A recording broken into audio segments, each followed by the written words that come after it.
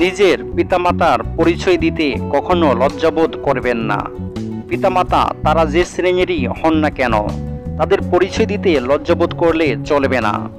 জেনে রাখবে, পিতামাতা তোমার জীবনে বটবৃক্ষ সমতুল্য, সর্বদা তোমাকে সূর্যের প্রখর আলো থেকে রক্ষা করবে।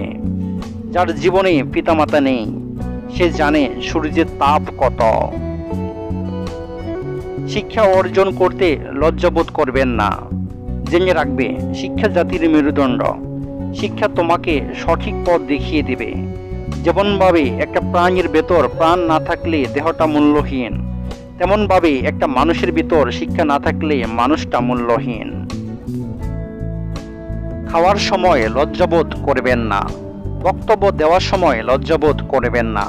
কথা বলার সময় লজ্জাবোধ করবেন না। জেনে রাখবে, হাসি সুন্দর হয় হাসতে জানলে, কথা সুন্দর হয় বলতে জানলে। ভুল হলে ক্ষমা চাইতে লজ্জাবোধ করবেন না।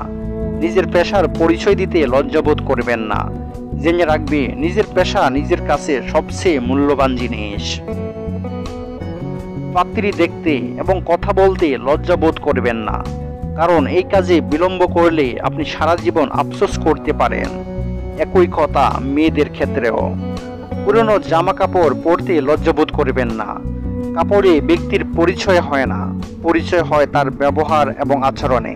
তাই কবি বলেছেন, ডোন্ট জাজ এ বুক বাই ইটস কভার। পুরনো বন্ধুর পরিচয় দিতে লজ্জাবোধ করবেন না। বন্ধুত্বে ধনী গরিব হয় না। একটা বন্ধুর ভালো এবং খারাপ উভয় পরিস্থিতিতে তার সাথে থাকা বন্ধু হিসাবে তোমার কর্তব্য। তাই পুরনো বন্ধুর পরিচয় দিতে লজ্জাবোধ করবেন না। কাউকে না বলতে লজ্জাবোধ করবেন না। অন্যকে খুশি করার জন্য নিজের ইচ্ছার বিরুদ্ধে গিয়ে হ্যাঁ বলবেন না। সাহায্য চাইতে লজ্জাবোধ করবেন না। যে বিষয় তুমি জানো না, সেই বিষয়ে সাহায্য চাইলে তুমি ছোট হবে না।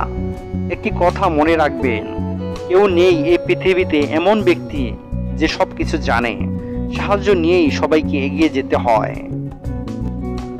বিষাক্ত বন্ধুকে প্রত্যাখ্যান করতে লজ্জাবোধ করবেন না। যে বন্ধু পিছন থেকে ছুরি মারতে চায়, তাকে প্রত্যাখ্যান করতে লজ্জাবোধ করবেন না। নিজের প্রতিভাকে প্রকাশ করতে লজ্জাবোধ করবেন না। সরল জীবনযাপন করতে লজ্জাবোধ করবেন না। কারো কাছে টাকা ধার দিলে সেটা চাওয়ার সময় লজ্জাবোধ করবেন না। কাউকে মনের কথা বলতে লজ্জাবোধ করবেন না। এই কাজে লজ্জা পেলে চলবে না। ঘরে বাইরে কখনো যৌন হেনস্থা হলে তা বলতে লজ্জা পাওয়া উচিত নয়।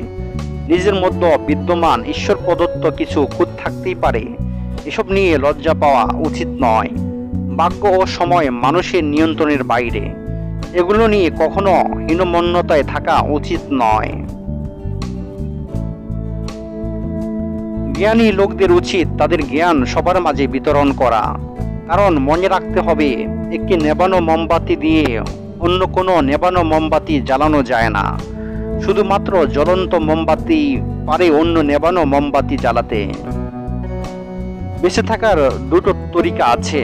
প্রথমটি হলো, যা ঘটছে ঘটতে দাও, পরিবর্তনের দরকার নেই। দ্বিতীয়টি হচ্ছে, পরিবর্তনের দরকার হলে নিজেই দায়িত্ব তুলে নাও। একমাত্র তুমিই পারো নিজের অবস্থান পরিবর্তন করে। বর্তমানের জীবনের প্রতিকূলতা তুমি ঠিকই অতিক্রম করতে পারবে যদি তুমি মন থেকে চাও।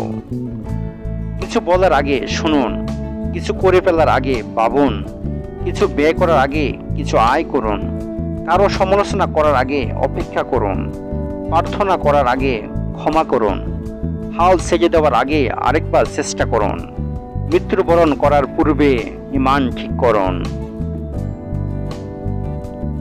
একটা পরিবারের মায়ের ভূমিকা খুবই অদ্ভুত। পরিবারের যে কোনো সদস্য যখন হাসে, মাকে হাসতে হয়। পরিবারের যে কোনো সদস্য যখন দুঃখিত হয়, মাকে দুঃখিত হতে হয়। এটা হলো পরিবারের দাবি। পরিবার এমন অন্যায় দাবি মা ছাড়া অন্য কারো উপর করে না। তুমি যদি কাউকে পাওয়ার জন্য সৃষ্টিকর্তার কাছে দোয়া করে না পাও, তবে মনে করবে অন্য কেউ তোমাকে পাওয়ার জন্য দোয়া করছে, যার দোয়া তোমার চেয়েও সত্যি। সাহায্য অনেক দামি একটা উপহারের নাম। সবাই এই উপহার দিতে পারে না।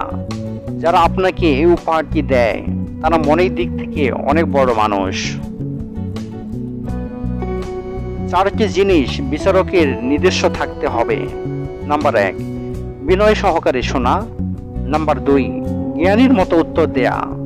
নাম্বার 3, সংযত হয়ে বিবেচনা করা।